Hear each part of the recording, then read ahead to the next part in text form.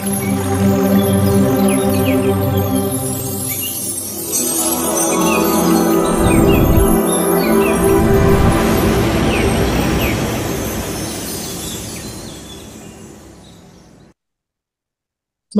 Foundation Zoom వేదికకి ఈ Zoom organising team అందరికీ హృదయపూర్వకంగా ధన్యవాదాలు తెలియజేస్తూ ఉన్నాను. మనందరి గురువు బ్రహ్మర్షి పితామహ పత్రిజీకి, మాతా స్వర్ణమాల పత్రిజీకి నా యొక్క ప్రణామాలు. ఈ జూమ్ లో ఉన్నటువంటి మిత్రులందరికీ, యూట్యూబ్ లో వీక్షిస్తున్నటువంటి మిత్రులందరికీ నా యొక్క హృదయపూర్వక నమస్కారము. నా పేరు విజయ అండి. నేను కరీంనగర్ లో నివసిస్తాను.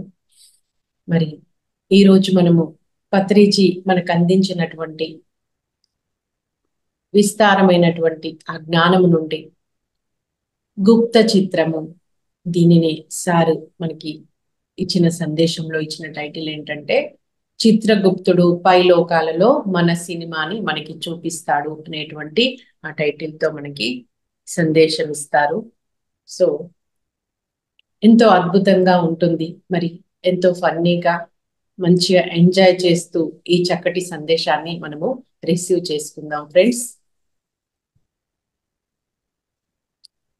గుప్త చిత్రము అంటే, గుప్త అంటే రహస్యమైన, చిత్రము అంటే రికార్డు. రహస్య రికార్డ్ అంటే మనకి సీసీ కెమెరాలు తెలుసు కదండి, అలాగా మన యొక్క జీవితం అంతా కూడా ఇక్కడ మనల్ని ఎవరన్నా గమనించవచ్చు, గమనించకపోవచ్చు. కొన్ని ఇతరులు చూసే విధంగా చేస్తాము, మనం ఒంటరిగా కొన్ని పనులు కూడా చేస్తాము, మంచి చేస్తాము, చెడు చేస్తాము, ఎన్నో చేస్తాము. ఇదంతా మరి ఇక్కడ ఉన్నప్పుడు మనకు తెలియచ్చు, తెలియకపోవచ్చు. కానీ మన యొక్క జీవితం అంతా కూడా మరి రికార్డ్ చేయబడుతుంది. ఎక్కడ చేయబడుతుంది అంటే ఆకాశిక్ రికార్డ్స్ అంటారు దాన్ని. సో ఇది ఒక సినిమా అన్నమాట. మనందరికీ మూవీస్ అంటే ఇష్టం కదండి. అందరము చక్కగా సినిమాలు చూస్తాము, ఎంజాయ్ చేస్తాము, రకరకాల సినిమాలు. కానీ మనం ఎప్పుడు చూడనటువంటి ఒక కొత్త సినిమా, మన సినిమా ఇది. ఇలాంటి సినిమా కూడా ఉంటుందా, ఇలాంటి కూడా ఉంటాయా? నేనైతే ఫస్ట్ టైం ఈ వీడియో చూసినప్పుడు చాలా ఎక్సైట్ అయ్యాను. ఓహో, ఇలా ఏదో ఆకాశిక్ రికార్డ్స్ అని విన్నాను, కానీ దాని గురించి ఏమీ తెలియదు. కానీ ఈ సందేశంలో మనకి చక్కగా తెలుస్తుంది అనమాట. సో మరి దీంట్లో ఏంటంటే, ఈ భూమి మీద ఈ శరీరంలో నుండి ఆత్మ బయటికి వస్తుంది కదా. బయటికి వచ్చిన తర్వాత మరి యమధర్మరాజు వచ్చి మన ఆత్మను తీసుకెళ్తారు అని చెప్తారు, యమలోకము. ఓకే, వెళ్ళిన తర్వాత మరి అక్కడ ఏం జరుగుతుంది అంటే, యమధర్మరాజు అడుగుతారు ఇక్కడ నుండి వెళ్ళిన ఆ వ్యక్తిని, ఏం నాయనా నీ భూలోక ప్రయాణం బాగా సాగిందా అని అడుగుతారు. మరి ఆ వ్యక్తి చెప్తాడనమాట, ఏదోలే స్వామీజీ, అలా జరిగిపోయింది అని చెప్పి అలా చెప్తాడనమాట. ఓహో అలాగా, సరే మరి నువ్వు చక్కగా విశ్రాంతి తీసుకో అని చెప్పి ఫస్ట్ ఒక రెస్ట్ తీసుకోవడానికి కూడా అక్కడ మందిరాలు ఉంటాయి అన్నమాట యమలోకంలో. చక్కగా రెస్ట్ తీసుకో అంటారు దాన్ని. ఆ రెస్ట్ తీసుకునేటువంటి పీరియడ్ ఏమంటారంటే పరిజెటరీ అంటారు. సో చక్కగా రెస్ట్ తీసుకుంటాడు. రెస్ట్ తీసుకున్న తర్వాత ఇంకా అతను బయటికి వస్తాడనమాట. బయటికి రాగానే, ఏం నాయనా బాగా రెస్ట్ తీసుకున్నావా? ఆ స్వామీజీ చక్కగా రెస్ట్ తీసుకున్నాను, ఎందుకంటే ఇక్కడ ఏం పని లేదు కదా మనకి. భూమి మీద ఉంటే రకరకాల పనులు, రకరకాల బుర్రతోని ఆలోచనలు, టెన్షన్లు ఎన్నో ఉంటాయి. ఇక్కడ ఏం లేదు, అంతా శూన్యమే. ఇక అంటే జీవుడు యమధర్మరాజు వచ్చినప్పుడు ఆ మాయ నుండి బయటికి వస్తాడు. మాయకి అపోజిట్ వర్డ్ ఏంటి? యమ. మరి మాయ నుండి బయటికి వస్తే కానీ యమధర్మరాజు రాడు. ఇక్కడ రెండు రకాలుగా ఉంటుందన్నమాట ఇది.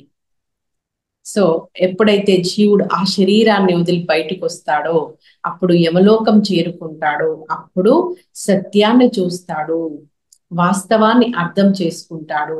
అక్కడంతా సత్యమే ఉంటుంది, వాస్తవమే ఉంటుంది, ఉన్నది ఉన్నట్టుగా చూసుకుంటాడు తనను తాను. సో ఇక రెస్ట్ అయిపోయిన తర్వాత చిత్రగుప్త అని పిలుస్తాడు యమధర్మరాజు. మరి చిత్రగుప్తుడు ఏం చేస్తాడు? స్వామీజీ అనుకుంటూ వస్తాడు. అతని చేతిలో ఒక బుక్ ఉంటుందన్నమాట. నీ చిట్టా చూపించు, ఇతని చిట్టా ఇతనికి చూపించు, చిత్రగుప్తుని చిట్టాలు అంటారు. అంటే వారి యొక్క ఆ జీవితానికి సంబంధించిన రికార్డ్ అన్నమాట.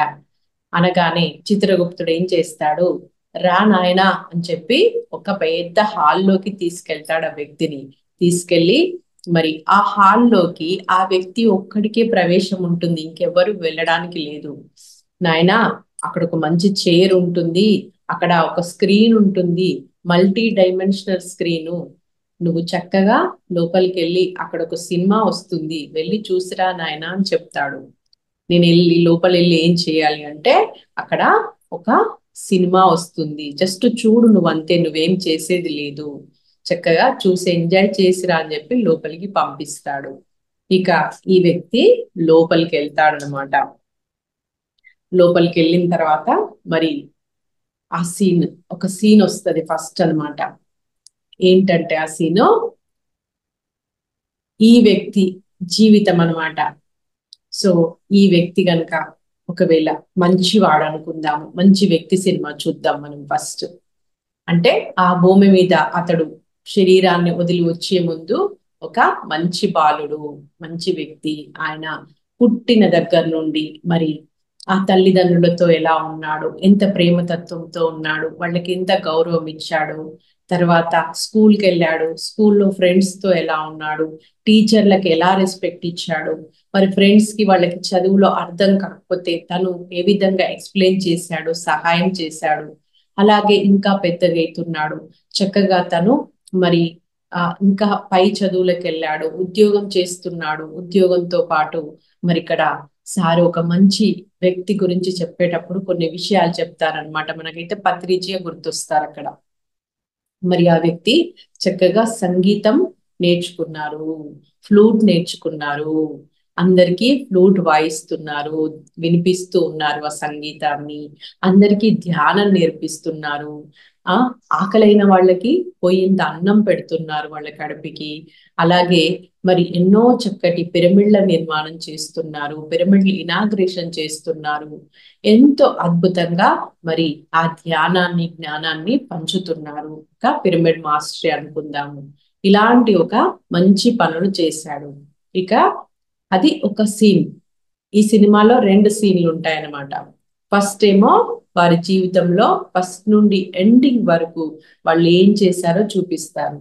ఇక ఆ వ్యక్తి చనిపోయిన తర్వాత మరి పైలోక వాసులు అతనికి పూల వర్షం కురిపిస్తూ చక్కగా మరి ఆ పుష్పక విమానంలో పైలోకం, యమలోకం తీసుకెళ్తారనమాట. మంచి వాళ్ళు అక్కడికే వెళ్తారు, చెడ్డవాళ్ళు, చెడ్డ పనులు చేసిన వాళ్ళు కూడా యమలోకమే వెళ్తారు. ఇక ఫస్ట్ సీన్ అయిపోయింది. మనకి సినిమాలో కూడా మరి ఇంటర్వెల్ ఉంటుంది, తర్వాత మళ్ళీ సినిమా కంటిన్యూ అవుతుంది కదా. అలాగే ఇక్కడ కూడా మరి ఇంకొక సీన్ స్టార్ట్ అయింది, అతని లైఫ్ ఇది కూడా.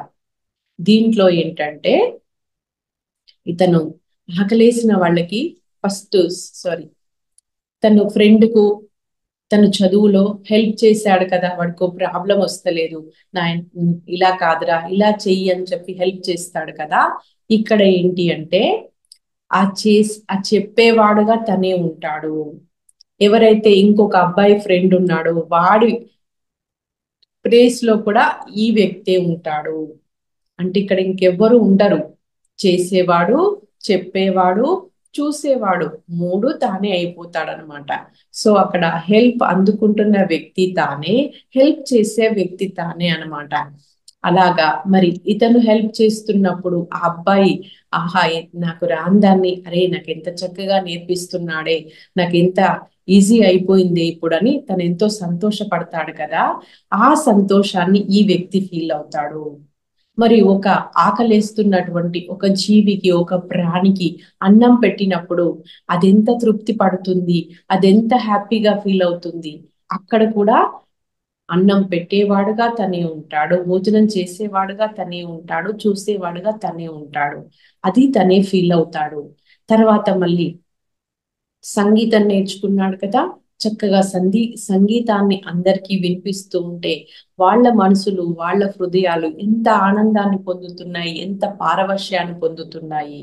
మరి ఆ సంగీతం ద్వారా ఇంకా ధ్యానాన్ని కూడా అందరికీ నేర్పిస్తూ ఉన్నప్పుడు వాళ్ళు ఆ ధ్యానంలోకి వెళ్ళి వాళ్ళ ఆత్మ ఎంత ఆనందం పొందుతుంది, ఎంతగా వాళ్ళు ఆ ధ్యానం వల్ల లాభాలు పొందారు.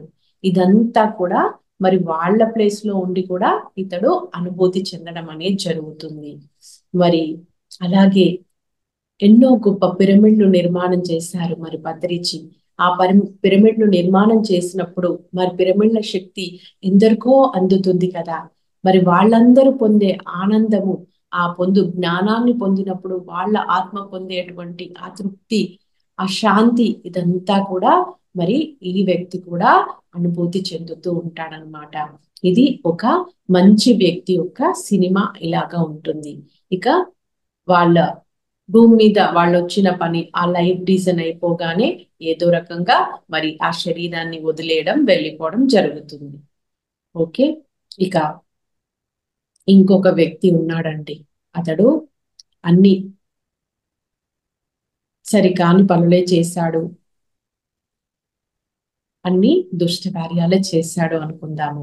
ఆ వ్యక్తిని కూడా మరి ఇలాగే మళ్ళీ వెళ్ళగానే విశ్రాంతి తీసుకున్నావా నాయన అని చెప్పి అడిగి మరి చిత్రగుప్తుని పిలుస్తారు. చిత్రగుప్తుడు మళ్ళీ ఆ హాల్లోకి పంపిస్తాడు. హాల్లో ఏం చేయాలి అంటే, ఏం లేదు, వెళ్ళి హాయిగా కూర్చో, ఏం జరుగుతుందో చూడు అని చెప్తారనమాట. మరి అలాగే ఆ వ్యక్తి సినిమా ఎలా ఉంటుంది అంటే, ఆ వ్యక్తి కూడా మరి తల్లి గర్భం ద్వారా జన్మిస్తాడు. తర్వాత పసిదేశ పసివాడుగా ఉన్న అతడు కొంచెం పెరిగి పెద్ద అవుతాడు, స్కూల్కి వెళ్తాడు. స్కూల్కి వెళ్ళిన తర్వాత మరి అతని అంతా దుష్టబుద్ధి కదా, ఏం చేస్తాడు, పక్కవాడి పెన్సిల్ దొంగతనం చేస్తాడు, పెన్నులు దొంగతనం చేస్తాడు, చాడీలు చెప్తూ ఉంటాడు ఎప్పుడు పక్క పిల్లల మీద, టీచర్ల దగ్గర. ఆ అలాగే మరి ఇంకా పెరిగి పెద్ద అవుతున్న కొద్దీ ఇంకొంచెం దొంగతనాలు ఎక్కువ చేస్తూ ఉంటాడు. మరి ఆ టీనేజ్ లోకి వచ్చిన తర్వాత కాలేజీలో మంచి అందమైన ఆడపిల్లలు ఉంటారు కదా, మరి వాళ్ళను టీజ్ చేస్తూ ఉంటాడు, ఎంతో మరి బాధ పెడుతూ ఉంటాడు. మరి కొందరు సెన్సిటివ్ గా ఉన్న ఆడపిల్లలు ఏం చేస్తారు, ఆ టీజింగ్ భరించలేక వాళ్ళు కొన్ని అఘాయిత్యాలు కూడా చేసుకునే అవకాశం ఉంది కదా. మరి అలాంటప్పుడు ఆ అమ్మాయితో పాటు వారి యొక్క కుటుంబం అంతా కూడా ఈతడు చేసినటువంటి దాని వల్ల ఆ బాధను, దుఃఖాన్ని అనుభవిస్తారనమాట. ఇక ఇంకా పెద్దగా అవుతూ కాస్త ఇంకా అంత దుష్టబుద్ధే కదా ఆయన లోపల ఉంది, అదే పెంచి పోషించుకుంటున్నాడు. ఇంకా సరికాని ఆహారం తింటూ మరి ఆ మందు మాంసానికి కూడా అలవాటు పడిపోయి ఇంకా కొన్ని దొంగతనాలు, దౌర్జన్యాలు, ఇలా ఆ అత్యాచారాలు, ఇలా చేయకూడని పనులన్నీ చేస్తూ వెళ్తున్నాడు. ఇక అతడు సినిమాను అతడే చూడలేకపోతున్నాడు. చీచి, నేను ఇంత దరిద్రంగా జీవించానా, ఇంత ఇంత చెండాలంగా చేయకూడని పనులు చేశానా అని చెప్పి తన సినిమాను తనే చూడలేకపోతాడు.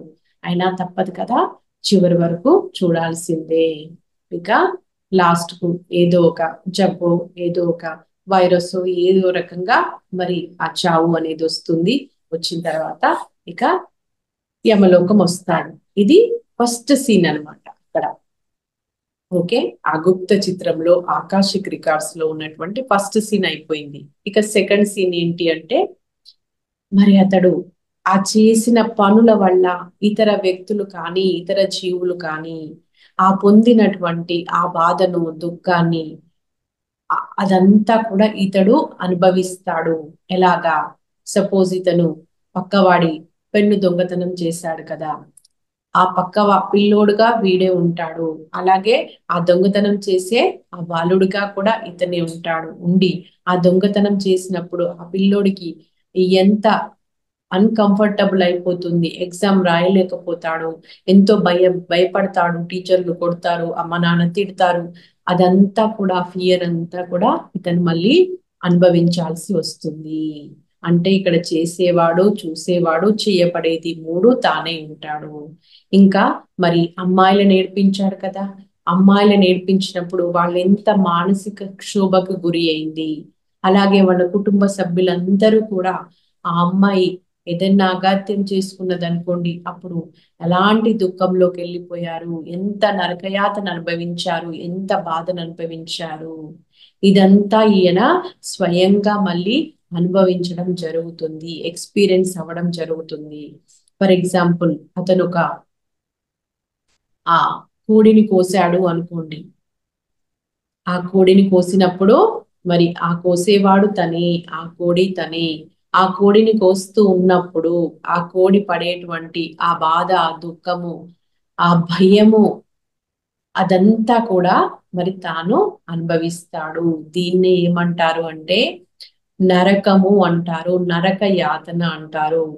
నరకము అంటే అక్కడ ఎవరో ఉండరు, ఏదో మనకి అక్కడ సలసల మరిగే నూనెల్లో వేయడము, పాపాలు చేసిన వాళ్ళను రకరకాలుగా శిక్షలు అని చెప్తుంటారు కదా. కానీ అదేమీ కాదండి. మనం భూమి మీద ఉన్నప్పుడు మనం చేసినటువంటి మంచి చెడు మన చేత అనుభవపూర్వకంగా తెలియచేయడమే మరి అక్కడ జరుగుతుంది. ఇక్కడ ఈ శరీరంలో ఉన్నప్పుడు మనం మంచి పనులు చేస్తే, పుణ్యం చేస్తే అక్కడ మనకి సుఖం ఉంటుంది. సరికాని పనులు చేస్తే, పాప కార్యాలు చేస్తే అక్కడ మనకి దుఃఖం ఉంటుంది. మరి అట్లాగే ఇంకా అతను దొంగతనం చేశాడు అనుకుందాము. ఒక వ్యక్తి తన బిడ్డ కోసము, పెళ్లి కోసము ధనాన్ని కూడబెట్టాడు. మరి ఇతను వెళ్ళి ఆ దొంగతనం చేశాడు. అప్పుడు ఆ పెళ్లి ఆగిపోయింది. ఆగిపోవడం వల్ల ఆ అమ్మాయి తండ్రి ఏ విధంగా మరి తను ఆ జబ్బు పాలయ్యాడు, ఆ బాధను దుఃఖాన్ని తట్టుకోలేక ఎలా మరణించాడు, ఇదంతా కూడా మరి ఆ వ్యక్తి స్థానంలో ఉండి ఇతను అనుభవించడం అనేది జరుగుతూ ఉందన్నమాట. ఈ విధంగా మరి తను చేసిన దాన్ని తానే అనుభవించడము, అనుభవపూర్వకంగా తెలుసుకోవడము, చూడడము స్వయంగా జరుగుతుందన్నమాట. ఇక సినిమా అంతా అయిపోయింది. ఇక బయటికి వచ్చేసాడు. బయటికి వచ్చిన తర్వాత అడుగుతాడనమాట చిత్రగుప్తుడు, ఏం నాయనా, బాగుందా నీ సినిమా, ఎలా ఉంది అంటే, చెత్తగా ఉంది. నేను ఇంత వెధవలాగా దరిద్రంగా నేను ఉన్నానా, నా సినిమా నేనే చూడలేక చచ్చిపోయానురా బాబు, చా చా చా అని చెప్పి మరి తనను తానే నిందించుకుంటాడు, దుఃఖిస్తాడు, బాధపడతాడు. ఇంకేం చేస్తాడు ఇక, కిం కర్తవ్యం, నా సినిమా నేను చూసుకున్నాను, ఇప్పుడు నేనేం చెయ్యాలి అని అడుగుతాడనమాట. అప్పుడు మరి యమధర్మరాజు చెప్తాడు, ఏముంది ఇంకా, పునరపి జననం పునరపి మరణం పునరపి జనని జఠరే శయనం. మళ్ళీ పో భూమి మీదికి, మళ్ళీ జన్మ తీసుకో. ఇంకా మళ్ళీ ఈసారన్నా కనీసము, ఇప్పటికే నువ్వు ఎన్నో సార్లు భూమి మీదకి వెళ్లే ముందు ఏం చేస్తున్నావు, ఈసారి మంచిగా ఉంటా, మంచి పనులు చేస్తా అని చెప్తున్నావు ఇక్కడ. కానీ వెళ్ళిన తర్వాత మళ్ళీ మాయలో పడిపోతున్నావు, చేయకూడనివి చేస్తున్నావు, చేయాల్సినవి చేయకుండా వస్తున్నావు. మళ్ళీ నువ్వు భూమి మీదకి వెళ్ళిన తర్వాత ఇంకా పాప పనులు చేసి, చెడు కర్మలు చేసి ఇంకా కాస్త నీ మూటను పెంచుకొని వస్తున్నావు. ఇలాగైతే నువ్వు ఇంకా ఎన్నో జన్మలు ఎత్తాల్సి ఉంటుంది నీ కర్మను ప్రక్షాళనం చేసుకోవడానికి. ఈసారన్నా కనీసం బుద్ధిగా ఉండు, ఎరుకతో ఉండు, మంచి చేసిరా అని చెప్పి, ఇక నువ్వెన్నిసార్లు భూమి మీదకి వెళ్ళొచ్చావో నాకే లెక్కలేదంటాడు చిత్రగుప్తుడు. ఎందుకంటే ఆయన దగ్గర పెద్ద చిట్టా ఉంటుంది, ఆయనకు అన్నీ తెలుసు. అలాంటిది మరి నువ్వు నేర్చుకోవాల్సిన పాఠాలు నేర్చుకోవడం లేదు భూమి మీదకి వెళ్ళి. భూమి అనేది పైలోక వాసులకి పాఠశాల, ఒక స్కూలు, ఒక కాలేజు. ఇక్కడ నేర్చుకోవడం ఉంటుంది, నేర్చుకున్న దాన్ని నేర్పించడం ఉంటుంది అనమాట. సరే, ఇంకా ఈసారి మంచిగా ఉంటాను అని చెప్పి మళ్ళీ అతనికి అక్కడ ఒక టీం ఉంటుందంట. ఆ టీం ఏం చేస్తుంది, వీళ్ళకి సలహాలు ఇస్తుంది. నువ్వు ఈసారి ఈ ప్రదేశంలో జన్మ తీసుకో, ఈ తల్లిదండ్రులను ఎంచుకో, ఈసారి నువ్వు లాస్ట్ టైము పురుషుడుగా ఉన్నావు, ఇప్పుడు స్త్రీ జన్మ తీసుకో. లాస్ట్ టైము పేదగా ఉన్నావు, ఇప్పుడు ధనికుడుగా తీసుకో. ఇలాగా వేరియేషన్స్ తో కూడినటువంటి రకరకాల అనుభవాల కోసము, పాఠాల కోసము ఆ లైఫ్ అంతా వాళ్ళు ప్లాన్ చేస్తారు, డిజైన్ చేస్తారు. అయితే ఇతనికి వాళ్ళు ఇచ్చిన ప్లానింగ్ నచ్చితేనే, ఓకే చెప్తేనే మరి ఆ లైఫ్ తీసుకుంటాడు. లేదు లేదు, నాకు ఇలా కాదు, నాకు ఇంకా వేరేలాగా కావాలి లైఫ్ అంటే మళ్ళీ ప్లానింగ్ అంతా మార్చేస్తారు. అలా తనకు పూర్తిగా ఇష్టం అయ్యే వరకు ప్లాన్ మారుస్తూ తను ఓకే చెప్పిన తర్వాతనే మరి మళ్ళీ ఇంకా కొత్త జీవితంలోకి అతను భూమి మీదకి రావాల్సి వస్తాడనమాట. అంటే అక్కడ ఎన్ని చెడ్డ పనులు చేసినా, పాపకార్యాలు చేసినా కూడా ఎవ్వరూ కూడా ఏ విధమైనటువంటి అతడికి ఒత్తిడి ఉండదు, దౌర్జన్యం ఉండదు, అధికారాన్ని చెలాయించరు, అజమాయిషి చెయ్యరు. అక్కడ మళ్ళీ ఫ్రీ విల్ ఉంటుంది. ఎందుకంటే అక్కడ ఆత్మ సత్యంలో ఉంటుంది, వాస్తవాన్ని చూస్తుంది, తనకి తనే రియలైజ్ అవుతుంది, రిగ్రేడ్ అవుతుంది, పశ్చాత్తాపం చెందుతుంది. నేను ఇది నేర్చుకోవాలి, ఇక నేను నా ఆత్మను అభివృద్ధి చేసుకోవాలి అనేటువంటి ఒక తపనతో ఉంటుంది. కాబట్టి ప్రతి ఒక్కరూ వాళ్ళ స్వ ఇచ్ఛతోనే, ఫ్రీ విల్ తోనే మళ్ళీ జన్మ తీసుకోవడం జరుగుతుంది అనమాట. ఈ విధంగా మరి ఆ ఆత్మ ఎన్నోసార్లు భూమి మీదకి వస్తూ పోతూ నేర్చుకుంటూ, ఆత్మస్థాయిలో నేర్చుకుంటూ ఎదుగుతూ ఒకనొక స్థాయికి చేరిన తర్వాత ఇక చక్కగా మళ్ళీ మంచి పనులు చేస్తూ, ఒక మంచి గురువుని పొంది, ఒక మంచి సొసైటీలో ఉండి, ఈ విధంగా మనం ఏ విధంగానైతే ధ్యానము, ఆధ్యాత్మికత అనే దాంట్లోకి వచ్చి మన ఆత్మ ఎదుగుదల కోసం మనం ఎంతగానో చక్కటి సాధన చేస్తూ సేవా మార్గంలో ఉన్నామో, ఆ ఆత్మ కూడా మళ్ళీ ఆ విధంగా మరి సాధన చేసి మంచి పనులు చేస్తూ సేవా కార్యక్రమాల్లో పాల్గొంటూ ఎంతో ఉన్నత స్థితికి ఎదుగుతుంది అన్నమాట. ఇక మరి ఆ మంచి వ్యక్తి ఎవరైతే ఉన్నారో అతను కూడా అడుగుతాడంట. అతడి సినిమా అయిపోయిన తర్వాత మరి చిత్రగుప్తుడు అడుగుతాడు అతన్ని, ఏం నాయనా, ఎలా ఉంది నీ సినిమా? చాలా బాగుంది నా సినిమా. అసలు నేను ఇంత బాగా చేశానని నాకే తెలియదు. వాళ్ళందరి శరీరాల్లో ఉండి నేను చేసిన ఆ మంచి పనుల వల్ల వాళ్ళు పొందుతున్నటువంటి ఆనందాన్ని నేను పొందాను. నిజంగా నాకు ఇప్పుడు చాలా తృప్తిగా ఉంది. నేను ఏ పనులు చేస్తానైతే భూమి మీదకి వెళ్ళాను, అవన్నీ నేను చక్కగా చేసి అన్నీ సాధించుకొని చాలా అద్భుతంగా జీవించి వచ్చాను. నాకు ఇప్పుడు చాలా హ్యాపీగా ఉంది అని చెప్తుందంట ఆ మంచి పనులు చేసిన వారు. మరి ఆ మంచి పనులు చేసిన వాళ్ళు కూడా కిం కర్తవ్యం అని అడుగుతారనమాట. అంటే ఇప్పుడు నేను ఏం చెయ్యాలి? అప్పుడు వాళ్ళు చెప్తారనమాట అక్కడ, నాయనా, నువ్వు ఇప్పటికే ఎన్నో ఎంతో అద్భుతంగా జీవించావు, ఎన్నో మంచి పనులు చేశావు, చక్కగా యోగ మార్గంలోకి వచ్చావు, నువ్వు సేవా మార్గంలో ఉన్నావు, అద్భుతంగా ఉన్నావు. కాబట్టి నీకు ఇప్పుడు ఇక్కడ పూర్తి ఫ్రీడమ్ ఉంది. నువ్వు ఇక్కడే ఇంకా కొంతకాలం ఉండాలనుకుంటే ఉండు, ఇక్కడ టీచింగ్ చేయాలనుకుంటే చెయ్యు. లేదు, నేను మళ్ళీ భూమి మీదకి వెళ్ళాలి, ఇంకా నేను నేర్చుకున్న దాన్ని అందరికీ పంచాలి, ఇంకా విశ్వ కళ్యాణం చేయాలి అనుకుంటే నువ్వు మళ్ళీ ఇంకొక లైఫ్ తీసుకో. అంతా నీ ఇష్టమే, నీ ఫ్రీ విల్, నీ పూర్తి ఫ్రీడమ్ ఉంది ఇక్కడ. అయితే ఏ ఆత్మ అయినా కూడా మరి కొందరు భూమి మీదకి రావడానికి ఇష్టపడరంట. ఇష్టపడకపోతే కూడా అక్కడ ఎవ్వరు ఫోర్స్ చెయ్యరు, నీకు నచ్చినప్పుడే వెళ్ళు అంటారనమాట. కానీ ఒక ఆత్మ ఆ ఉన్నత లోకాలకి వెళ్ళాలి అంటే మాత్రము మళ్ళీ భూమి మీదకి రావాల్సిందే. ఇక్కడనే ఎదుగుదల, ఆత్మ ఎదుగుదల ఉంటుంది, ఇక్కడనే లెసన్స్, పాఠాలు ఉంటాయి, ఇక్కడనే జ్ఞానాన్ని పొందడం అనేది ఉంటుంది.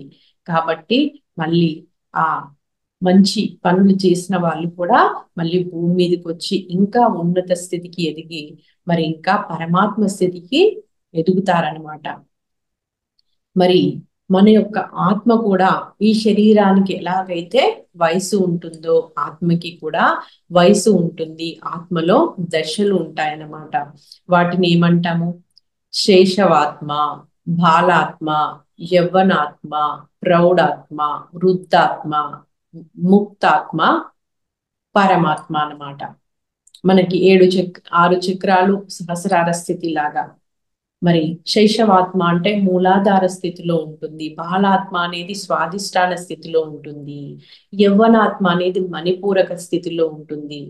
అలాగే ప్రౌఢాత్మ అనేది అనాహత స్థితిలో ఉంటుంది. అలాగే మరి వృద్ధాత్మ అనేది విశుద్ధి స్థితిలో ఉంటుంది. అలాగే మరి ముక్తాత్మ అనేది ఆజ్ఞా స్థితిలో ఉంటుంది. ఇక పరమాత్మ అనేది మరి సహస్రాల స్థితిలో ఉన్నటువంటి ఆత్మ అన్నమాట. ఇవన్నీ ఆత్మ యొక్క స్థాయిలు. మనం సహస్రార స్థితికి వెళ్ళే వరకు కూడా జన్మలో తీసుకోవాల్సిందే, పునర్జన్మ అనేది ఉంటుంది.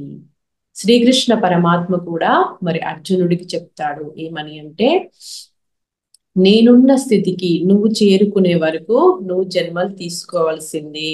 అందుకోసమే యోగి భవార్జున అంటే యోగివి కా అర్జున అని చెప్పి చెప్తాడనమాట.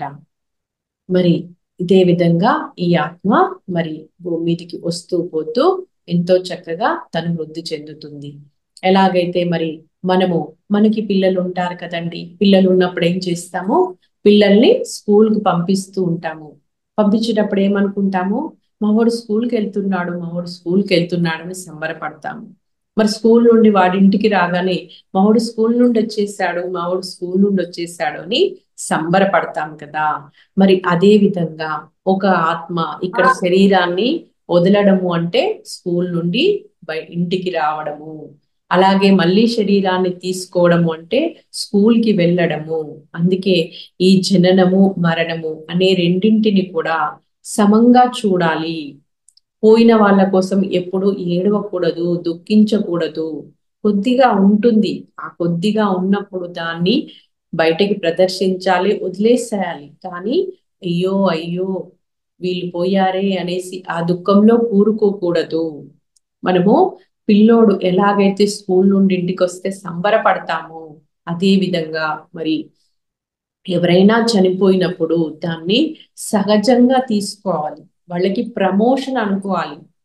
అంటే ఈ శరీరాన్ని వదిలేసిన తర్వాత మళ్ళీ ఆత్మ పురోభివృద్ధిలోనే ఉంటుంది ప్రతి జన్మలో కూడా. కాబట్టి వాళ్ళు మళ్ళీ ఇంకొక ఉన్నత జన్మలోకి వెళ్తారు. కాబట్టి అది వాళ్ళకి ప్రమోషన్. మరి మనవాడు అమెరికా వెళ్తే ఏం చెప్తాము? మావాడు అమెరికాకి వెళ్తున్నాడు, నా కొడుకు అమెరికాకి వెళ్ళాడు, ఎంత సంతోషంగా చెప్తాము. మరి అదే విధంగా ఒక మనిషి చనిపోవడం అనేది ఒక ఉన్నత స్థితిలోకి వెళ్ళడమే. ఇంకొక ప్రదేశాన్ని మార్చుతాడు, శరీరాన్ని మార్చుకుంటాడు. కానీ ఆత్మకి చావు అనేది లేదు.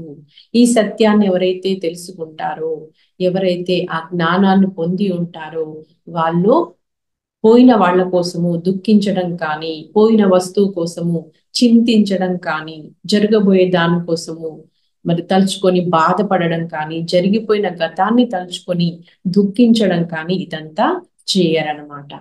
సో మరి ఇక్కడ మనకి సారు ఒక 2-3 మంచి ఎగ్జాంపుల్స్ ద్వారా కూడా ఇంకా ఈ జ్ఞానాన్ని అందిస్తూ ఉన్నారు. నచికేతుడు అనేటువంటి ఒక 11 సంవత్సరాల అబ్బాయి ఉంటాడనమాట. అతను వాళ్ళ తండ్రి గారు అందరికీ మరి పనికిరాని ఆవులను దానం చేస్తున్నాడంట. అప్పుడు నచికేతుడు వాళ్ళ తండ్రిని అడుగుతాడంట, నాయనా నువ్వెందుకు ఈ పనికిరాని ఆవులను దానం చేస్తున్నావు? నువ్వు దానం చేస్తే మంచి పనికొచ్చే ఆవులను దానం చేయొచ్చు కదా అంటే, అప్పుడు నువ్వే నాకు సలహాలు ఇస్తున్నావా, మూసుకో అని చెప్పి అంటాడంట తండ్రి. అని ఇంకేమంటాడంటే, అవసరమైతే నిన్ను యమధర్మరాజుకి దానం ఇచ్చేస్తాను అని అనేస్తాడంట కోపంలో. ఇక నచికేతుడు ఏం చేస్తాడు? నువ్వు నన్ను యమధర్మరాజుకి దానం ఇచ్చాను అన్నావు అంటే ఇక దానం ఇచ్చేసినట్టే అని చెప్పి ధ్యానంలో కూర్చొని మరి సూక్ష్మ శరీరంతోని అతడు యమలోకం వచ్చేస్తాడు. యమలోకం వచ్చేసరికి యమధర్మరాజు ఉండడు అక్కడ. ఈయనేం చేస్తాడు? 3 రాత్రుల్లో 3 పగలు యమధర్మరాజు వచ్చే వరకు నిద్రపోకుండా, ఆహారం తీసుకోకుండా అలాగే వెయిట్ చేస్తాడు, ధ్యానంలో కూర్చుంటాడు. యమధర్మరాజు వస్తాడు. ఆ అబ్బాయి ఎవరు ఏంటి అని వాకప్ చేస్తాడు చిత్రగుప్తునితో. అతడు చెప్తాడు జరిగిందంతా కూడా. అప్పుడు పిలిపిస్తాడు తన దగ్గరికి. ఏం నాయనా ఎందుకు వచ్చావు అంటే, నేను నన్ను మా తండ్రి మీకు దానం ఇచ్చాడు. సో మీరిప్పుడు నాకు గురువు, నేను మీకు శిష్యుణ్ణి. నాకు ఈ మరణం తర్వాత ఏమి జరుగుతుంది, నాకు ఆ జ్ఞానం కావాలి, నాకు ఆ జ్ఞానాన్ని బోధించండి, నేను దానికోసమే వచ్చాను అని చెప్తాడు. అప్పుడు యమధర్మరాజు, నేను ఇప్పుడు చాలా బిజీగా ఉన్నాను, నీకు నేను టైం ఇయ్యలేను, కానీ నువ్వు 3 రోజుల నుండి నా కోసం వెయిట్ చేస్తున్నావు కాబట్టి నీకు 3 వరాలు ఇస్తాను అని చెప్తాడు. అప్పుడు వరాలు కోరుకోమంటే నచికేతుడు ఒక వరమేమో తన తండ్రి కోసం కోరుకుంటాడు. ఎందుకంటే తండ్రి పనికిరాని ఆవులను దానం చేసి పాపం మూటగట్టుకున్నాడు కాబట్టి నా తండ్రిని క్షమించండి, ఆ కర్మ నుండి తొలగించండి అని కోరుకుంటాడు. ఓకే అంటాడు యమధర్మరాజు. ఇక రెండో వరంగా, మరి నా తండ్రి అక్కడ రాజ్యంలో ఇదంతా ఎందుకు చేస్తున్నారు యజ్ఞయాగాలు అంటే, రాజ్యము ప్రజలు సుభిక్షంగా ఉండాలని కదా. సో మరి అక్కడ రాజ్యము ప్రజలందరూ సుభిక్షంగా ఉండాలి, సురక్షితంగా ఉండాలి అని రెండో వరం కోరుకుంటాడు, ఇచ్చేస్తాడు.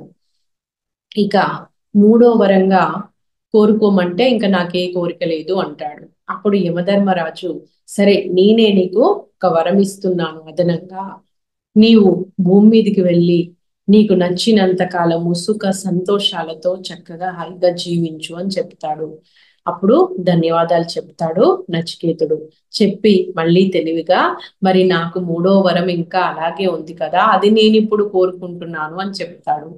ఏం కోరుకుంటాడంటే, మళ్ళీ మీరు నాకు ఆ జ్ఞానాన్ని బోధించవలసిందే, అది నేను మూడో వరంగా కోరుకుంటున్నాను అని చెప్తాడు. ఇక యమధర్మరాజుకు మరి వరం ఇచ్చిండ్రు అంటే దాన్ని తీర్చాల్సిందే కాబట్టి ఇక తప్పలేదు, అతను చెప్తాడు. మనిషి ఈ పుట్టుక ఏంటి, చావు ఏంటి, చనిపోయిన తర్వాత ఏం జరుగుతుంది, ఈ ఆకాశిక్ రికార్డ్స్ గురించి, ఈ గుప్త చిత్రము గురించి, యమలోకము గురించి.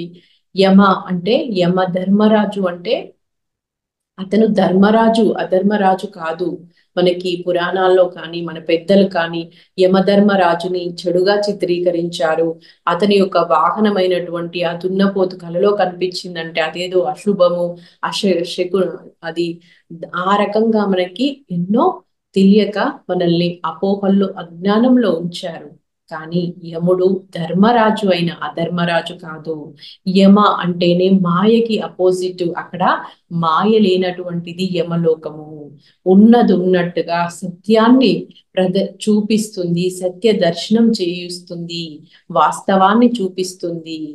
అసతోమా సద్గమయ, తమసోమా జ్యోతిర్గమయ, మృత్యోర్మా అమృతంగమయ అనేటువంటి ఆ వేద వాక్యాల్ని అక్కడ ఒక ప్రత్యక్ష నిదర్శనంగా ఉంచుతుంది.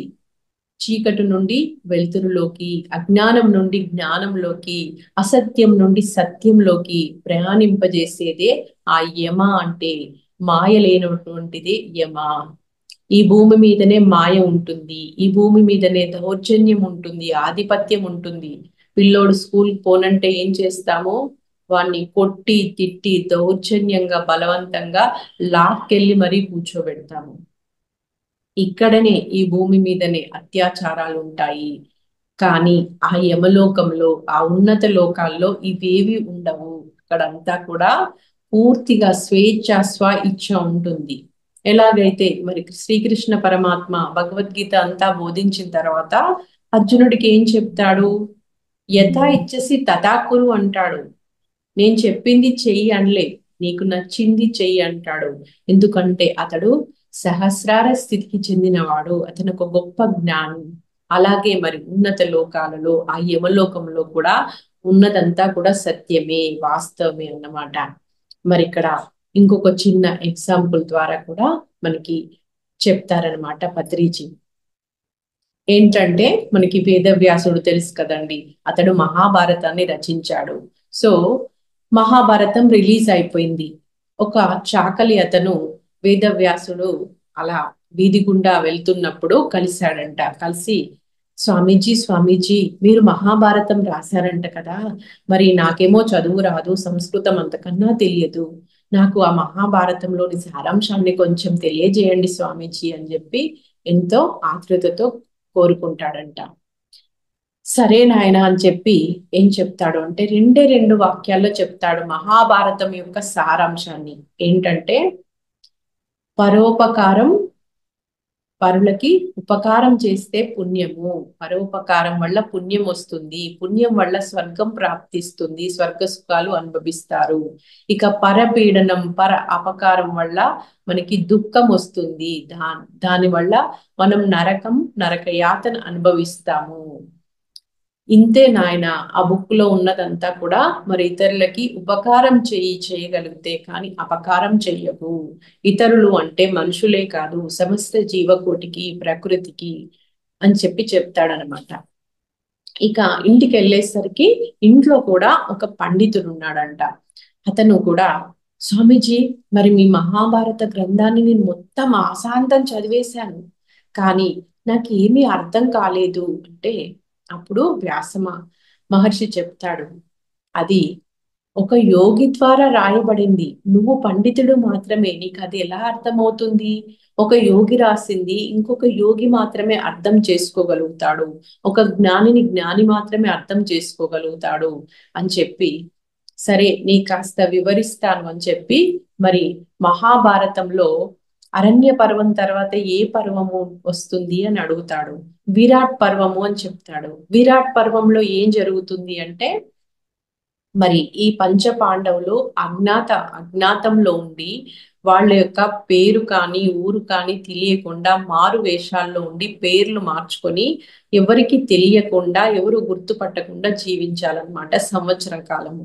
అంటే ఇప్పుడు అక్కడ అర్జునుడు బృహన్నలలాగా అలా పేరు మార్చుకున్నాడు కదా, ఆ విధంగానే మానవుడు వారి యొక్క పేరు, ఊరు అన్ని మర్చిపోవడమే ఆ జ్ఞానంలో ఉంది, ఆ మహాభారతంలో ఉంది.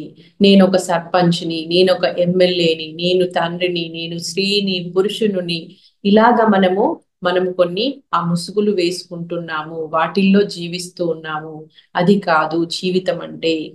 మనల్ని మన యొక్క ఆ లోపల ఉన్న ఉనికిని, అహాన్ని ఎప్పుడైతే మనం వదిలేస్తామో అది అసలైన ఆ జీవుడి యొక్క అసస్వరూపము అని చెప్పి చక్కగా, మరి పామరుడి వేలో అర్థమయ్యే విధంగా, పండితుడికి అర్థమయ్యే విధంగా చక్కగా ఎక్స్ప్లెయిన్ చేస్తాడనమాట వేదవ్యాసుడు.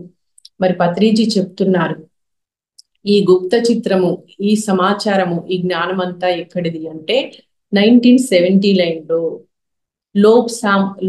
లోప్సాంగ్ రాంపా గారు రచించినటువంటి ఒక 3 లైవ్స్ అనేటువంటి బుక్, అలాగే ఆ మరణం లేని మీరు, ఈ పుస్తకాలన్నీ నేను చదివాను.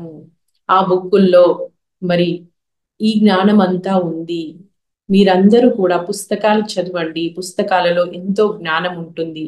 నేను ఎన్నో పుస్తకాలు చదివాను, ఆ పుస్తకాల ద్వారానే ఇప్పుడు ఈ పిఎస్ఎస్ఎం ఆవిర్భావం జరిగింది. అందుచేత మీరు కూడా బుక్కులు చదవండి అని చెప్తున్నారనమాట. సో ఎన్నో మనకి పిఎస్ఎస్ఎం ఆధ్వర్యంలో స్పిరిచువల్ మాస్టర్స్ ఎంతో మంది రాసినటువంటి పుస్తకాలు, ఇంగ్లీష్వి తెలుగు ట్రాన్స్లేట్ చేయబడ్డ బుక్స్ ఉన్నాయి. అలాగే మరి మన పిఎస్ఎస్ఎం ఆధ్వర్యంలో ప్రతి నెల ధ్యాన జగత్ అనే బుక్ రిలీజ్ అవుతుంది. ప్రతి ఒక్క ధ్యాని ఇంట్లో, ప్రతి ఒక్క తెలుగు వారింట్లో బుక్ తప్పకుండా ఉండాలి. అది పత్రిచి మానస పుత్రిక. సో ఫ్రెండ్స్, మరి ఈరోజు గుప్త చిత్రము అంటే ఏంటో తెలుసుకున్నాము. ఒక్కసారి బ్రీఫ్ గా చూసుకొని ముగించుకుందాము. గుప్త చిత్రము అంటే సీక్రెట్ రికార్డ్ అన్నమాట. సో ఇది ఆకాశిక్ రికార్డ్స్ అంటారు. ఒక మనిషి భూమి మీద జన్మ తీసుకొని పైలోకం వెళ్ళిన తర్వాత మరి అక్కడ యమలోకంలో యమధర్మరాజు, చిత్రగుప్తుడు కలిసి ఆ చనిపోయి పైలోకం వెళ్ళినటువంటి వ్యక్తికి తన సినిమాను తనకి చూపిస్తారు. తను ఏం చేసింది, భూమి మీద ఉన్నప్పుడు ఎలా జీవించింది చూపించి, మళ్ళీ వారికి జన్మ ప్రణాళిక అక్కడనే జరుగుతుంది. వాళ్ళంతా కూడా అక్కడ సహాయం చేస్తారు. సో మరి మనము ఆ పైలోకం వెళ్ళిన తర్వాత మనం ఎలా ఉన్నామో చూసుకోవడం కాకుండా, మనం ఇప్పుడే ఈ శరీరంలో ఉన్నప్పుడే మనం ఎలా జీవిస్తున్నాము, మన ఆలోచనలు ఎలా ఉంటున్నాయి, మన మాటలు ఎలా ఉంటున్నాయి, మన ప్రవర్తన ఎలా ఉంటుంది, మనతో మన వ్యవహారం ఎలా ఉంటుంది, ఇతరులతో మన వ్యవహారం ఎలా ఉంటుంది అనేది మనం ఇక్కడే చక్కగా సెల్ఫ్ చెక్ చేసుకుంటూ స్వ అధ్యయనం చేసుకుంటూ మనం ఎప్పుడైతే ధర్మంలో జీవిస్తామో ఇక మళ్ళీ మనకి జన్మ ఉండదు. ధ్యానంలోకి రావడం అనేది ఆషామాషి విషయం కాదు. ధ్యానంలోకి వచ్చాము, మరి ధ్యానం అనేది ఒక హైయెస్ట్ సబ్జెక్ట్ అన్నమాట ఆధ్యాత్మికతలో. సో దీనిలోకి వచ్చినప్పుడు కూడా మనకి సవాళ్ళు వస్తాయి, ఛాలెంజెస్ వస్తాయి, పరీక్షలు వస్తాయి.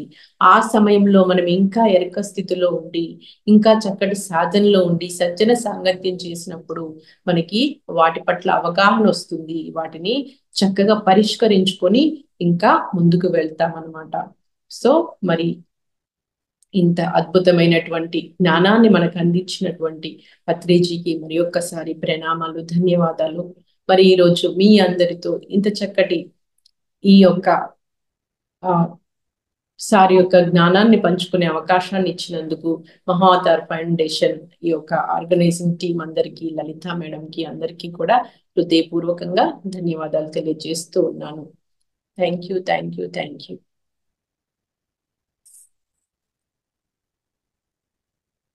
Okay madam, thank you, thank you. Masters ఎవరైనా మేడం చెప్పిన దాని గురించి ఏదైనా డౌట్స్ ఉన్నా, మెడిటేషన్ తరఫున ఏదైనా డౌట్స్ ఉన్నా కూడా అన్మ్యూట్ ఆప్షన్ ఉందండి. 1 by 1 అన్మ్యూట్ చేసుకొని మాట్లాడండి మాస్టర్స్.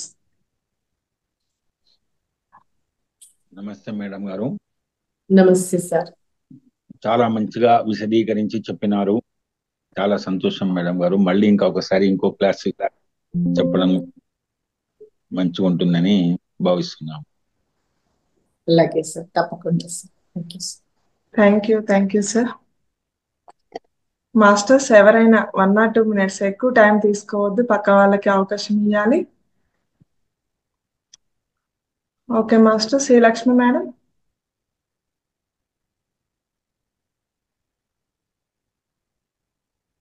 అన్మ్యూట్ చేసుకున్నాము.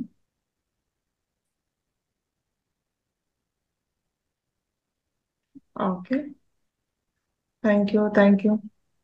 మేడం నమస్తే అండి. నమస్తే నమస్తే అమ్మా. మేడం. విజయ మేడం చాలా బాగా చెప్పారు. తర్వాత జ్ఞాన జగతి ఆ పుస్తకం అంటున్నారు కదా, అది మంత్లీ Yes. వస్తుందా అండి? మంత్లీ వస్తుందమ్మా, ఎవ్రీ దానికి మంత్ ఎలా వస్తుంది. కట్టాలండి? దానికి 500 రూపీస్ పే చేస్తే మనకి ఎవ్రీ మంత్ బుక్ వస్తుంది. మన బుక్ మిస్ కావద్దు అనుకుంటే, రిజిస్టర్ పోస్ట్ కావాలంటే 700 రూపీస్. నేను కేశవరాజ్ గారి నంబరు నేను లలిత మేడంకి ఇస్తాను. మీరు మేడం ద్వారా నంబర్ తీసుకొని ఆ సార్ నంబర్కి గూగుల్ పే, ఫోన్ పే చేసి మీ అడ్రస్ పెడితే బుక్ వచ్చేస్తుంది.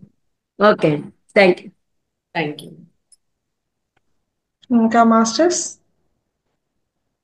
వాణి గోపాల్ మేడం మాట్లాడమ్మా. నమస్తే మేడం. మాట్లాడండి. నమస్తే నమస్తే. మేడం. నమస్తే అమ్మా. మ్యామ్, మీరు ఒకటి చెప్పారు కదా, చనిపోవడం వలన బాధపడకూడదు అనేసి. అమెరికా వెళ్ళినట్లు అలా అనుకోవాలి అని. కానీ అవును. అమెరికా వెళ్తే జస్ట్ మాట్లాడడానికి మనకు అవకాశం ఉంటుంది కదా మ్యామ్. కానీ చనిపోయిన వ్యక్తితో మళ్ళీ మనం మాట్లాడడానికి అవకాశం ఉండదు కదా. కానీ ఆ ఫీలింగ్, ఆ బాధ అనేది కంపల్సరీ ఉంటాయి కదా మనకు. ఎప్పుడు ఉంటాయి అంటే మనం బంధంలో, మోహంలో ఉంటే ఉంటుందమ్మా. ఇప్పుడు మనం ఎప్పుడైతే ఈ మరణము అనే దాన్ని సరైన విధంగా అర్థం చేసుకుంటామో, దాన్ని యాక్సెప్ట్ చేస్తామో, కొద్ది రోజులు ఉంటుంది, కొంత ఉంటుంది. కానీ కొందరు ఏమైపోతారు, డిప్రెషన్ లోకి మరీ వెళ్ళిపోతారనమాట. తలుచుకొని తలుచుకొని గుర్తు చేసుకొని ఏడుస్తూ ఉంటారు. దానివల్ల మనకి నష్టము, మనకి బాధ. అలాగే ఆ చనిపోయిన వ్యక్తి ఆత్మను మనం ఎప్పుడైతే ఆ ఫ్రీగా వదిలేస్తామో, ఆత్మ ఉన్నత లోకం వెళ్ళి మళ్ళీ తను నెక్స్ట్ జన్మ కానీ తన లైఫ్ డిజైన్ తను చేసుకుంటుంది. మనం దుఃఖించడం వల్ల ఆత్మ ఇక్కడ బందీ అయిపోతుంది. అటు పైలోకము వెళ్ళలేదు, ఇక్కడ శరీరం లేదు కాబట్టి ఇక్కడ ఉండి ప్రయోజనం లేదు. రుణం తీరిపోయిందమ్మా అక్కడ. రుణం తీరిపోయినప్పుడు దాని గురించి ఆలోచించొద్దు, ఇక వాళ్ళతో మాట్లాడాలి, చెయ్యాలి. ఇంకా మనకి ఎంతో మంది ఉన్నారు కదా, మన కుటుంబ సభ్యులు ఉన్నారు, మన చుట్టుపక్కల ఉన్నారు. మనం ప్రేమను పంచాలి. ఇతరులు ఎన్నో జీవులు ఉన్నాయి, వాళ్ళలో చూసుకోవాలి. పోయిన వాళ్ళను ఉన్న వాళ్ళలో చూసుకోవాలి, అంతే. ఇంకా వాళ్ళతో బంధంలో ఉండొద్దు. అట్లా ఆ జ్ఞానం ఎప్పుడైతే పొందుతామో మనకి ఆ దుఃఖం అనేది అంతగా ఉండదు. Okay. Thank you ma'am. Okay madam, thank you. Ravikumar sir మాట్లాడండి సార్. నమస్తే మేడం. నమస్తే సార్. ఈరోజు అంటే గుప్త అంటే మనకి తెలియని విషయాలు మనం మన చిత్రం మనం చూసుకోవడం అనేది చాలా చక్కగా వర్ణించారు మేడం. నిజమే, ఒక్కొక్కసారి మనం తప్పులు చేసేస్తుంటాం.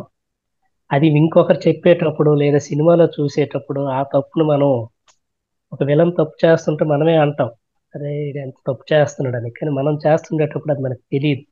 అది మళ్ళీ మనం చూసేటప్పుడు మాత్రం మనకే అది అలా ఉంటుంది. ఆ విషయాన్ని చాలా చక్కగా అర్థమయ్యేటట్టు చెప్పారు మేడం. ఇలాంటి విషయాలు ఇంకా చాలా థ్యాంక్ యూ సార్.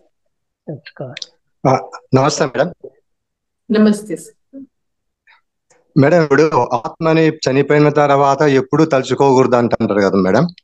రాజకీయ నాయకుల్ని మనం నిరంతరము స్మరణ చేసి వాళ్ళ విగ్రహాలు ఇవన్నీ పెట్టి చేస్తా అంటాం, అప్పుడు వాళ్ళ ఆత్మ ఎట్లా ఇదైతుంది మేడం? ఇక్కడ తలుచుకోవడం వేరు, దుఃఖించడం వేరు సార్. తలుచుకోవద్దు అనలేదు, స్ఫూర్తిగా తీసుకోవాలి. ఇప్పుడు ఒక చనిపోయిన వ్యక్తి వాళ్ళ లోపల ఉన్నటువంటి ఎన్నో గ్రేట్ క్వాలిటీస్ కూడా ఉంటాయి కదా, వాళ్ళు ఎంతో మంచి చేసి కూడా ఉంటారు కదా. సో వాటిని గుర్తు చేసుకొని స్ఫూర్తిగా తీసుకోవచ్చు. కానీ వాళ్ళు లేరు లేరు లేరు అనేటువంటి ఆ విషయాన్ని తలుచుకొని తలుచుకొని దుఃఖిస్తారు కదా, బాట పడతారు కదా, అది చెయ్యకూడదు. అక్కడ వాళ్ళని గుర్తు చేసుకోవద్దు అని కాదు ఇక్కడ అర్థము. గుర్తు చేసుకొని లేరు అని ఆ బాధ దుఃఖము అనే దాన్ని మనం పొందుతూ ఉండకూడదు. ఓకే, వాళ్ళు వచ్చిన పని అయిపోయింది, వాళ్ళు వెళ్ళిపోయారు. మనకి కో ప్యాసింజర్స్, భర్త భార్య పిల్లలు తల్లి తండ్రి అంతా కూడా మనం ఒక జర్నీలో కో ప్యాసింజర్స్. వాళ్ళు వచ్చిన డెస్టినీ అయిపోయింది, వాళ్ళు దిగిపోయారు. దిగిపోయిన వాళ్ళ కోసం మళ్ళీ మనము అయ్యో వాళ్ళు ఎప్పుడు వస్తారా, ఎప్పుడు ఎక్కుతారా, నా పక్కన ఎప్పుడు కూర్చుంటారా అని చూస్తామా? చూడం కదా. అలాగా ఈ చనిపోయిన వాళ్ళ కోసము దుఃఖించకూడదు. అది ఇక్కడ మనం గుర్తు చేసుకోవాలి. తలుచుకోవడం వేరే, దుఃఖించడం వేరే. అవును కదా. ఇప్పుడు గుర్తు చేసుకోవడం వేరు, కానీ దుఃఖించడం వేరు. లేరు అనే బాధను పొందడం వేరు. అట్లా తలుచుకోవద్దు అనేది ఏమీ లేదు, తలుచుకోవచ్చు, తప్పేమి లేదు. అరే వాళ్ళు ఇలా మంచి చేసేవాళ్ళు కదా, వాళ్ళు మనకి వాళ్ళ లోపల ఎన్ని మంచి లక్షణాలు ఉండే, అసలు ఎన్ని మంచి పనులు చేసేవాడు, ఒక ఫ్రెండో ఎవరన్నా గుర్తు చేసుకోవచ్చు, తప్పేమీ లేదు, గుర్తు చేసుకోవచ్చు. థ్యాంక్స్ మేడం, దాని గురించి చాలా బాగా చెప్పారు మేడం. చాలా థ్యాంక్ యూ సార్. మాస్టర్స్ ఇంకా ఎవరైనా మాట్లాడే వాళ్ళు ఉంటే? కాబట్టి జీవితం అనేది ఒక రెండు వైపులా పదునున్న కత్తి లాంటిది. అంటే అంత ఎరుక స్థితిలో ఉండాలి మనం.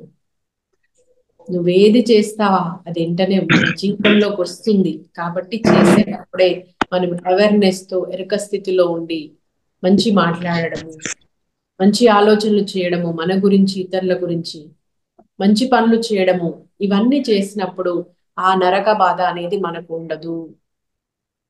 యమలోకం వెళ్ళినా కూడా మనకు అక్కడ సుఖమే ఉంటుంది, పుణ్యమే ఉంటుంది, సంతోషమే ఉంటుంది. అక్కడ ఏది అనుభవించాలో దానికోసం మనం ఇక్కడ ఈ శరీరంలో ఉన్నప్పుడే మరి ఆ ఎరకతో ఉండి జీవించినప్పుడు మనకు అక్కడ బాధ ఉండదు, ఇక్కడ బాధ ఉండదు. రెండు రకాలుగా మనకి మంచి. చుక్క మధు సార్ మాట్లాడండి సార్, అన్మ్యూట్ చేసుకోండి.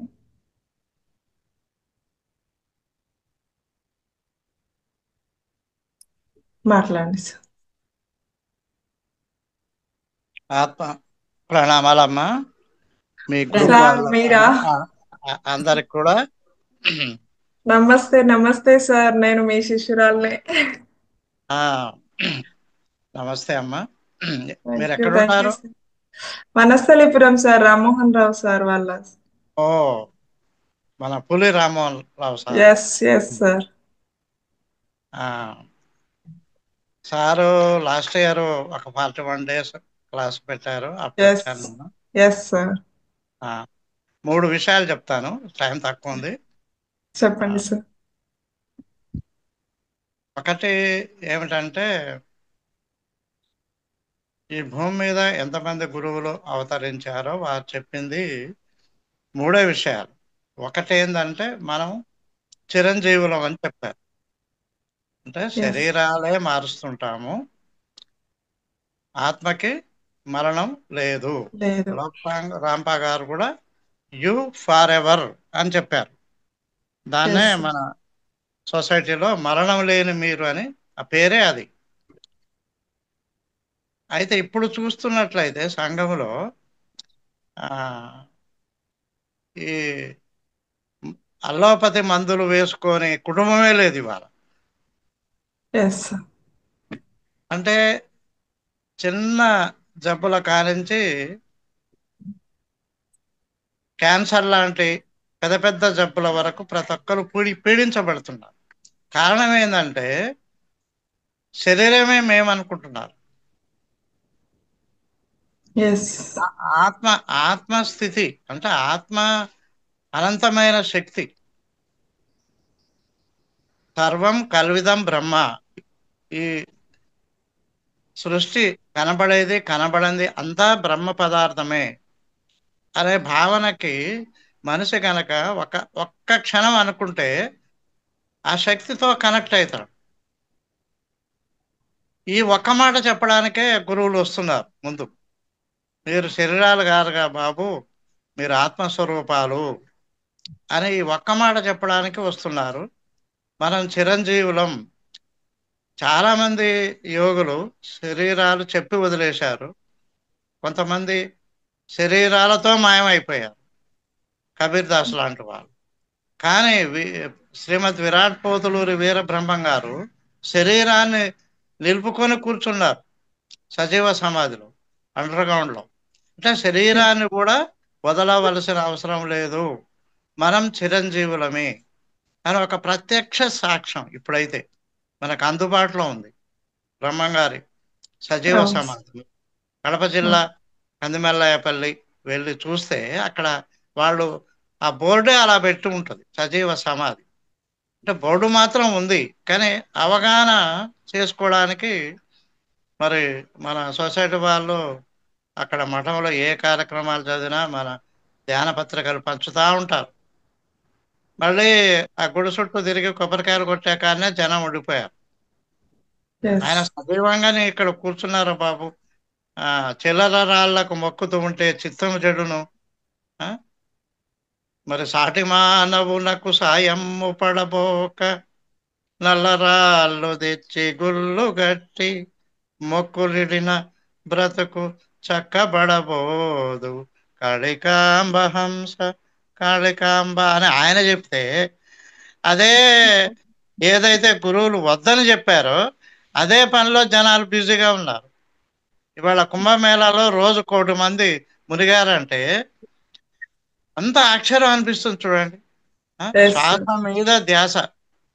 ఎంత సింపుల్ పద్ధతి చెప్పారు గురువులు. అయినా కూడా మరి మానవులు ఎందుకు ఇలాగా అనంటే వాడికి కనిపించేది ముఖ్యం. రెండవది, ఏ వేషాలు లేని మనలాంటి వాళ్ళు లేదా గృహస్థు జీవితం గడిపి చెప్పి జగద్గురు అయిన బ్రహ్మంగారు లాంటి వాళ్ళు ఆనర్ అన్నమాట. వాళ్ళకి తీరా చూస్తే డబ్బులున్న వాళ్ళు, మరి పండితులు, మరి రాజకీయ నాయకులు, ఈ కళాకారులు వీళ్ళంతా మారరు. వాళ్ళు మేము ఆల్రెడీ సెటిల్ అయిపోయాం, మాకు అన్నీ తెలుసు అనే భావనలో ఉంటారు. మరి సామాన్య మానవుడు పొద్దున్న లేస్తే వాడు పొట్టకూటకే పాట పడతాడు. ఇంకెవరై అంటే మిడిల్ క్లాస్ జనమే. చూడండి, ఓ కృష్ణ భగవానుడు పంచపాండవులు కౌరవులు లాంటి టాప్ స్థాయి వాళ్ళనే పట్టుకున్నాడు. ఆయన కింది వాళ్ళకి ఎవరికి అందుబాటులో లేడు ఆయన అవతారంలో. ఆ చిన్నతనంలో చదువుకున్న క్లాస్మేట్ కుచేలుని కథే ఉంటుంది. అదే యేసుప్రభు కథ చెప్తే ఆయన చేపలు పట్టుకునే వాళ్ళకి, బుట్టలు అల్లుకునే వాళ్ళకి, ఇలాంటి అతి సామాన్యులకి దగ్గరకు తీసుకుంటాం. కానీ బ్రహ్మర్షి పితామహ పత్రిజీ అక్షరకరంగా మెజారిటీ పీపుల్ ఎవరయ్యా అంటే మధ్య తరగతి వాళ్ళు, వాళ్ళని పట్టుకున్నాడు ఆయన. ఈ అవతారంలో ఇదొక అద్భుతమైన విశేషం. చాలా మంది గమనిస్తలేరు పత్రి సార్ స్పెషాలిటీ ఏమిటని. ఆయన డబ్బులున్న వాళ్ళ జోలికి ఎక్కడా పోలేదు, సామాన్యుల జోలికి పోలేదు, మధ్యతరగతి వాళ్ళే. కాబట్టి మహాయోగులు ఎవరయ్యారా అంటే గంజిలో ఉప్పు వేసుకొని తిని పెరిగిన మధ్యతరగతి వాళ్ళనే పట్టుకున్నారు పత్రి సార్. ఇది వండర్ఫుల్ ఐటమ్ నిజంగా ఈ యుగంలో, ఈ యుగ సంధిలో. ఇలాగా గురువులు మీరు ఆత్మస్వరూపులు అని చెప్పడానికే వచ్చారు. ఈ ఒక్క అంశం పట్టుకుంటే రోగాలు లేని జీవితం మనకు లభిస్తుంది. రోగాలు లేని జీవితం, ముసలితనం లేని జీవితం, చావు లేని జీవితం, ఇది చెప్పడానికి వచ్చారు. నేనైతే ఒకప్పుడు ఇంతకుముందు సంప్రదాయ గురువు ఉండేది, యుగాంతం అని చెప్పేవాడు ఆయన. బ్రహ్మంగారు కూడా చెప్పారు అనుకోండి. మరి 2001 అనేది చూస్తామా అని డౌట్ పడేది మేము.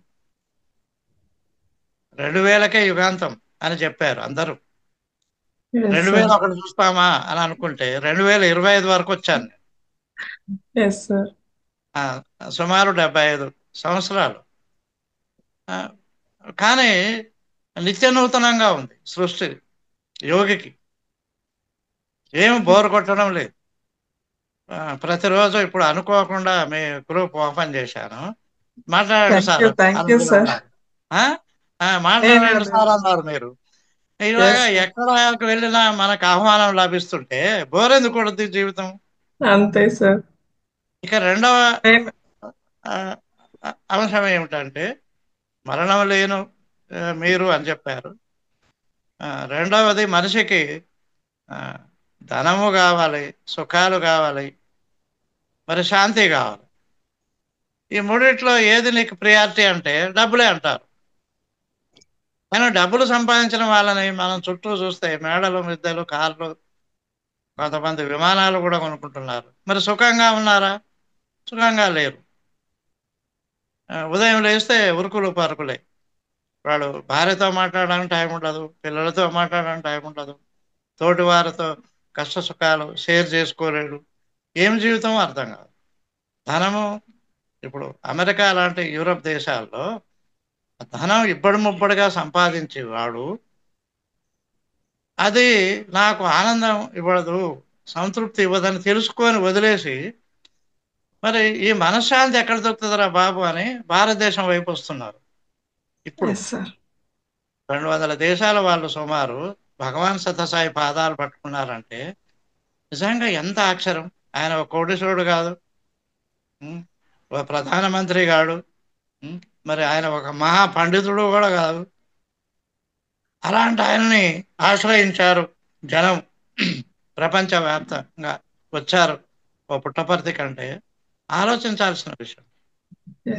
అంటే ఏం చెప్పారు ఒక మహానుభావుడు అంటే, శాంతము లేక సౌఖ్యము లేదు, ధార సుత ధన ధాన్యము లేని ఉన్న దాంతులకైనా వేదాంతులకైనా అన్నాడు ఆయన. అంటే ధనము, శాంతి, సుఖాలలో మీరు ఒకదాన్ని పట్టుకుంటే రెండో వెనకంగా వస్తాయని చెప్పాడు. అదేమిటంటే శాంతం. మరి శాంతం ఎలా వస్తుంది? మార్గం ఏమిటి అంటే ధ్యానమే. అద్భుతంగా బ్రహ్మర్షి పితామహ పత్రిజీ ఒక మాట చెప్పారు, ఆత్మలోన అభయం, ఆత్మలోన శాంతం, ఆత్మలోన అభయం నిర్భయత్వం, ఆత్మలో శాంతం, దాని పేరు మోక్షం అని చెప్పాడు ఆయన. అదే ఇక్కడ ఈ మహానుభావుడు చెప్పాడు, మీరు ఒక శాంతాన్ని సాధించుకోండి, సుఖ సంపదలు మేనకంగానే ఉంటాయి. అది ఇప్పుడు మన ధ్యానులంతా గ్రహిస్తున్నారు. కూర్చోవడం నేర్పారు పత్రి సార్. పరిగెత్తే మానవ జాతిని కూర్చోవడం నేర్పారు. ఆ కూర్చోవడంలోనే శాంతి ఉంది.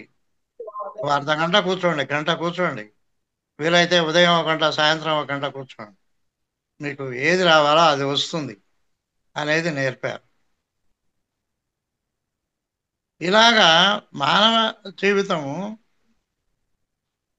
లోకంలో గెలవాలి అంటే సంతృప్తి ఉండాలి. ఒక రొట్టె ముక్క, ఇంత నిమ్మ చెక్క చాలు ఈ పూటకంటాడు పత్రి సార్.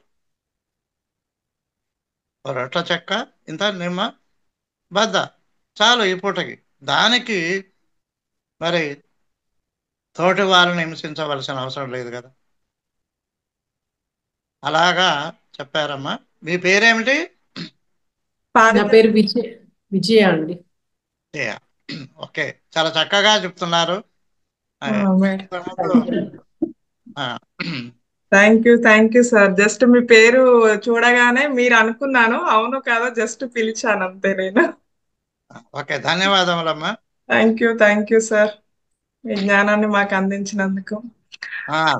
సమయాన్ని సద్వినియోగం చేసుకునే వారే సద్వినియోగం, అదొక యోగం, చేసుకునే వారే యోగులు అన్నాడు బ్రహ్మర్షి పితామహ పత్రి.